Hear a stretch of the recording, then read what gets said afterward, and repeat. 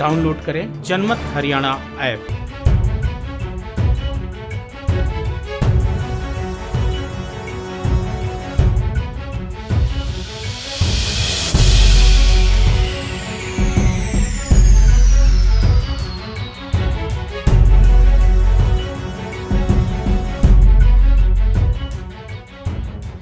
कहीं कोई विकास कार्य के नाम पर भारतीय जनता पार्टी की कोई परफॉर्मेंस नहीं रही। मैंने जो एक लाइन बोली है कि कांग्रेस पार्टी हर बात का आकलन करके जो सबसे सशक्त उम्मीदवार है, हरियाणा के युवा के भविष्य को अंधकार की तरफ झोंकने का काम हुआ। बड़ौदा हल्के के ज्वारा गांव में इस वक्त हम मौजूद हैं। कांग्रेस के राज्यसभा सांसद दीपेंद्र हुड्डा गांव में चुनाव प्रचार करने के लिए पहुंचे। ज्वारा गांव से चुनाव प्रचार की शुरुआत कर दी। बहुत मैं समझता हूं कि जो सबसे पहले मैं ज्वारा गांव का बहुत धन्यवाद करता हूं कि आज जो एक शुरुआत हुई और उसमें लोगों का बहुत साथ और आशीर्वाद मिला ज्वारा गांव में, और पूरे बड़ौदा विधानसभा क्षेत्र के लोगों का बहुत साथ और आशीर्वाद मिल रहा है। और हम विश्वास के साथ कह सकते हैं कि बड़ौदा से कांग्रेस पार्टी का उम्मीदवार बहुत ही बड़े बहुमत से यहाँ से कांग्रेस पार्टी के उम्मीदवार जीतेंगे। सर, आपके हल्के में इसमें बड़ौदा में बहुत ज़्यादा समस्याएं हैं और उन समस्याओं को बीजेपी कांग्रेस पर आरोप लगा रही है उनको लेकर, और कांग्रेस बीजेपी पर। तो इस चुनाव में क्या हल निकलेगा? देखिए सुनील, दुर्भाग्य की बात यह है कि 6.5 साल तक अगर पूरे प्रदेश के अंदर, हरियाणा प्रदेश के अंदर कहीं कोई विकास कार्य के नाम पर भारतीय जनता पार्टी की कोई परफॉर्मेंस नहीं रही, ना कोई निवेश हुआ, ना कोई ठोस बड़े कोई संस्थान बनाए गए या निवेश के कई बड़े औद्योगिक क्षेत्र बने।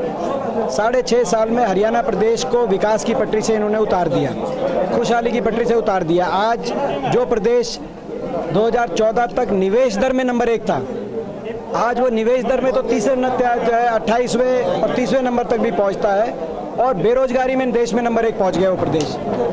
किसान की दुर्दशा में आज हरियाणा नंबर 1 है। किसान को दाम नहीं मिला, नौजवान को काम नहीं मिला, और मजदूर गरीब की जो योजनाएं थी, गरीब को सहारा देने के लिए जो योजनाएं थी, उनमें भारी कटौती हुई। आज ना नौजवान को काम है, ना किसान को दाम है, ना मजदूर को सम्मान है। हरियाणा का हर वर्ग आज दुखी है। इन 6.5 साल में कोई एक आप काम बता दो जो बीजेपी ने पूरे प्रदेश में किया, और कोई बड़ौदा में किया हो या सोनीपत पूरे जिले में किया हो। मैं नहीं कहता कि हमारे समय 6 यूनिवर्सिटीज़ बनी सोनीपत में, तो इनके समय में एक कोई स्कूल के अंदर कोई कमरा तो बन सकता था। इन 6.5 साल में एक स्कूल का कमरा भी पूरे सोनीपत जिले के अंदर अगर इन्होंने सैंक्शन किया हो तो आप बता सकते हैं। तो ये मैं केवल एक शिक्षा का उदाहरण दे रहा हूँ। मैं नहीं कहता यूनिवर्सिटी सब कुछ होती है, मगर 6 यूनिवर्सिटीज़ बनी 10 वर्ष में, एक आधा कॉलेज बन सकता था। आप घोषणा करिए। तो ऐसे ही अगर हम कोई भी मापदंड उठाएं, खेल का स्टेडियम देखें, हमारे समय 20 खेल के स्टेडियम बने बड़ौदा विधानसभा क्षेत्र में। भी भारतीय जनता पार्टी के समय एक भी खेल का स्टेडियम नहीं, हमारे समय 10 पावर हाउस बने। इनके समय 6.5 साल में एक भी पावर हाउस नहीं। उस समय 57 सड़कें बनी, गांव से गांव को जोड़ने की सड़कें हो, गांव के अंदर की सड़कें हो, गांव की फिरनियों की बात हो।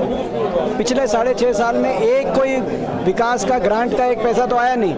यहाँ तक कि मुख्यमंत्री जी स्वयं भी नहीं आए, और खुद आना तो दूर है, ना कोई कैबिनेट का मंत्री आया। कोई सरकारी कार्यक्रम छोड़ो, किसी चाय के प्रोग्राम से भी इस विधानसभा क्षेत्र में एक तरफ लखा के भी नहीं देखा 6.5 साल। तो हरियाणा छोटा सा प्रदेश है, एक विधानसभा क्षेत्र को 6.5 साल तक आप हरियाणा के मानचित्र पर ही नहीं समझोगे, तो आप कैसे उम्मीद करोगे कि ये प्रजातंत्र के अंदर कि वो उसी विधानसभा क्षेत्र के पे जाके आप बीजेपी का जो भी नेता यहाँ पर आता है प्रचार करने के लिए, वो ये कहता है कि 4 साल लोगों के पास है सरकार का साथ देने के, उनकी मर्जी, अगली बार जिसको जिताए, जिसको हरा। यही बात बीजेपी ने जींद में कही थी। जींद में उपचुनाव हो रहा था आज से 2 साल पहले, और उस उपचुनाव में बीजेपी गई थी पार्टी, और सारी सरकार वहाँ गई थी और कहा था कि भाई साथ दो और जींद को हम बदल के रख देंगे। और बीजेपी लोगों ने साथ दिया, जींद के लोगों ने, बड़ी जीत मिली बीजेपी को। उसी से हर प्रदेश में लहर बनी, उनकी सरकार बनी। एहसानमंद होना चाहिए था इस सरकार को दोबारा से सत्ता में बिठाने के लिए जींद के मतदाता हैं, जींद विधानसभा क्षेत्र के। मगर 2 साल के बाद वहाँ के विधायक मिड्डा जी को कहना पड़ा अभी 10 दिन पहले प्रेस कॉन्फ्रेंस करके कि मैं माफ़ी मांगता हूँ कि कोई वहाँ पे कार्य नहीं हो रहा। जींद में 2 साल तक कोई विकास कार्य, एक ईंट भी लगी नहीं। बारिशें आई तो जींद के अंदर गलियों में, सड़कों के अंदर पानी नदी और नालों की तरह बहता हुआ। तो विश्वास कैसे करें? जींद का तो पहले करो, आपने जो जींद को वायदे किए थे आप पे कैसे, और जींद छोड़ो, आप करनाल में जाके आप देखो क्या परिस्थिति है। करनाल खुद मुख्यमंत्री जी का विधानसभा क्षेत्र है। आप करनाल में जाके आप पता करें आज करनाल में विकास कार्यों की क्या दशा है, तो आपको अंदाजा होगा कि इस सरकार की प्रायोरिटी विकास नहीं है। इस सरकार की प्रायोरिटी तो जिस तरीके से अब ये लूट खसूट मची हरियाणा में, शराब घोटाला हुआ, रजिस्ट्री घोटाला हुआ, और बिना दिशाहीन जो प्रशासन मिला इस प्रदेश को, उसकी वजह से हरियाणा के युवा के भविष्य को अंधकार की तरफ झोंकने का काम हुआ। तो ये सरकार हरियाणा के लिए कारगर साबित नहीं हुई है, और इसीलिए मेरा विश्वास है कि बड़ौदा विधानसभा क्षेत्र से छत्तीस बिरादरी के लोग कांग्रेस पार्टी का साथ देंगे और प्रदेश की राजनीति को नई दिशा देंगे। जो है, क्योंकि उनके पार्टी का कोई अस्तित्व नहीं है ज़्यादा लंबा चौड़ा, तो अब वो अपना खबरों में बने रहने के लिए अगर वो कुछ कहें तो हर चीज़ पे मैं क्यों जवाब दूँ। मैंने जो एक लाइन बोली है कि कांग्रेस पार्टी हर बात का आकलन करके जो सबसे सशक्त उम्मीदवार है उनको, उन प्रत्याशियों को मैदान में उनका चयन करके उनको उम्मीदवार बना के मैदान में उनको उतारने का काम करेगी।